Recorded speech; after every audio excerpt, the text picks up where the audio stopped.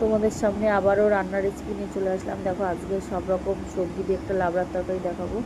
সব রকম সবজিগুলো কেটে দিয়ে রেডি করেছি। এদিকে কড়াইটা বসিয়ে নিয়েছি, কড়াইতে সাদা তেল দিয়ে দিলাম। তোমরা চাইলে সর্ষের তেলও করতে পারো, আমি সাদা তেল ব্যবহার করেছি। এবার একটু পাঁচ ফোড়ন দিয়ে আগে দইটা ভেজে নিলাম। দইটা ভাজা হয়ে গেছে, এবার তুলে নেবো। তুলে দেওয়ার পরে একটু পাঁচ ফোড়ন দিয়ে দিলাম। পাঁচ ফোড়ন দিয়ে খুব ভালো করে এবার সবজিগুলো ভেজে নেবো। এবার সবজিগুলো দিয়ে দেবো একে একে।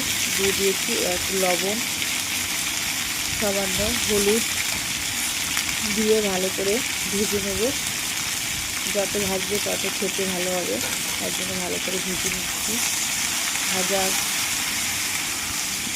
যত পারবে ভাজবে আর কষবে, তাহলে তত সবজিটার টেস্ট আসবে, খেতেও আর সিদ্ধ হয়ে যাবে অর্ধেকই। তা এবার পোস্ত আর কাঁচা লঙ্কা নিয়ে নিলাম।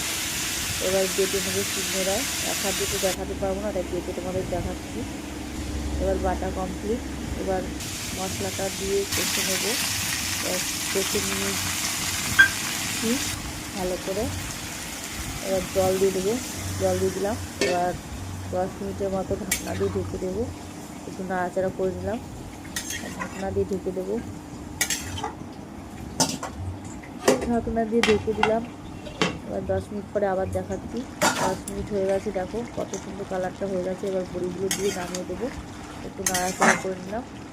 আর রান্নার রেসিপি তোমাদের ভালো লাগলে অবশ্যই লাইক করবে, সাবস্ক্রাইব করবে আর বলবে কেমন হয়েছে।